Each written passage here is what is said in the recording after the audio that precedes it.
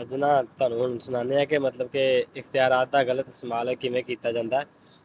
ਤੇ ਜੰਗਲ ਵਿੱਚ ਨਾ ਸ਼ੇਰ ਨੇ ਇੰਚਾਰਜ ਬਣਾਤਾ ਛੋਟੇ ਜਾਨਵਰਾਂ ਉੱਤੇ ਬਾਂਦਰ ਨੂੰ। ਤੇ ਹੁਣ ਬਾਂਦਰ ਦਾ ਦਿਲ ਕੀਤਾ ਕਿਸੇ ਨਾਲ ਐਵੇਂ ਹੱਥ ਆਪਦੇ ਮਤਲਬ ਕਿ ਗਰਮ ਕਰਨ ਦਾ। ਤੇ ਉਹਨੇ ਖਰਗੋਸ਼ ਨੂੰ ਬੁਲਾ ਲਿਆ। ਉਹਨੂੰ ਕਹਿੰਦਾ ਹਾਂ ਵੀ ਤੂੰ ਸਿਰ ਤੇ ਕੈਪ ਕਿਉਂ ਨਹੀਂ ਪਾਈ। ਉਹਨੇ 5-7 ਚੰਡਾ ਮਾਰ ਦਿੱਤੀਆਂ। ਖਰਗੋਸ਼ ਕਹਿੰਦਾ ਕਿ ਮੇਰੇ ਕੋਲ ਪਾ ਨਹੀਂ ਹੁੰਦੀ, ਮੇਰੇ ਕੰਨ ਖੜੇ ਨੇ। ਤੇ ਚਲਾ ਗਿਆ ਖਰਗੋਸ਼। ਹੁਣ ਅਗਲੇ ਦਿਨ ਫਿਰ ਖਰਗੋਸ਼ ਨੂੰ ਬੁਲਾ ਕੇ ਉਹਨੇ ਕੋਈ 5-7 ਮਾਰੀਆਂ। ਖਰਗੋਸ਼ ਨੇ ਫਿਰ ਕਿਹਾ ਕਿ ਮੈਂ ਤੁਹਾਨੂੰ ਕੱਲ ਵੀ ਦੱਸਿਆ ਸੀ ਕਿ ਮੇਰੇ ਕੰਨ ਖੜੇ ਨੇ, ਮੇਰੇ ਕੋਲ ਨਹੀਂ ਕੈਪ ਪਾ ਹੁੰਦੀ। ਅੱਛਾ ਜੀ, ਉਹਨੇ ਹੁਣ ਫਿਰ ਚਲਾ ਗਿਆ। ਉਹ ਤੀਸਰਾ ਦਿਨ ਆਇਆ ਨਾ, ਉਹਨੇ ਫਿਰ ਸੱਦਿਆ ਖਰਗੋਸ਼ ਨੂੰ ਤੇ ਉਹਦੇ ਕੋਈ 5-7 ਚੰਡਾ ਮਾਰੀਆਂ। ਤੇ ਉਹਨੂੰ ਕਹਿੰਦਾ ਤੂੰ ਟੋਪੀ ਕਿਉਂ ਨਹੀਂ ਪਾਈ। ਉਹਨੇ ਦੱਸਿਆ ਕਿ ਮੈਂ ਤੁਹਾਨੂੰ ਤੀਸਰਾ ਦਿਨ ਹੋ ਗਿਆ ਮੈਂ ਰੋਜ਼ ਦੱਸਣਾ ਕਿ ਮੇਰੇ ਕੰਨ ਖੜੇ ਨੇ, ਮੇਰੇ ਕੋਲੋਂ ਟੋਪੀ ਨਹੀਂ ਪਾਈ ਜਾਂਦੀ। ਤੇ ਹੁਣ ਤੰਗ ਆ ਕੇ ਨਾ ਖਰਗੋਸ਼ ਜਿਹੜਾ ਉਹ ਚਲਾ ਜਾਂਦਾ ਸ਼ੇਰ ਕੋਲ ਕਿ ਤੁਸੀਂ ਸਾਡੇ ਤੇ ਕਿਹਨੂੰ ਇੰਚਾਰਜ ਬਣਾਤਾ, ਸਾਨੂੰ ਬਿਲਾ ਵਜ੍ਹਾ ਮਾਰਦਾ ਰਹਿੰਦਾ।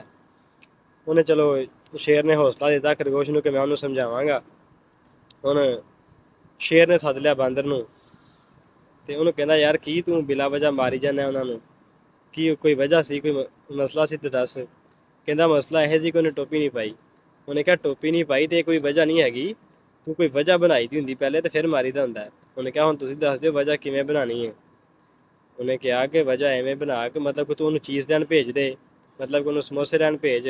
ਜੋ ਇੱਕ ਰਾਇਤਾ ਲੈ ਕੇ ਆਵੇ ਉਹਨੂੰ ਮਾਰੀ ਕਿ ਦੂਸਰਾ ਕਿਉਂ ਨਹੀਂ ਲੈ ਕੇ ਆਇਆ, ਦੂਸਰਾ ਲੈ ਆਵੇ ਤੈਨੂੰ ਮਾਰੀ ਤੀਸਰਾ ਕਿਉਂ ਨਹੀਂ ਲੈ ਕੇ ਆਇਆ। ਅੱਛਾ ਜੀ, ਹੁਣ ਇਹ ਸਾਰੀਆਂ ਗੱਲਾਂ ਨਾ ਖਰਗੋਸ਼ ਵੀ ਖੜਾ ਸੁਣਦਾ ਪਿਆ ਸੀ ਲੁੱਕ ਕੇ। ਹੁਣ ਜਦੋਂ ਬਾਂਦਰ ਗਿਆ ਵਾਪਸੀ, ਉਹਨੇ ਜਾ ਕੇ ਖਰਗੋਸ਼ ਨੂੰ ਬੁਲਾਇਆ। ਉਹਨੂੰ ਕਹਿੰਦਾ ਜਾ ਬਾਜ਼ਾਰੋਂ ਸਮੋਸੇ ਲੈ ਕੇ ਆ।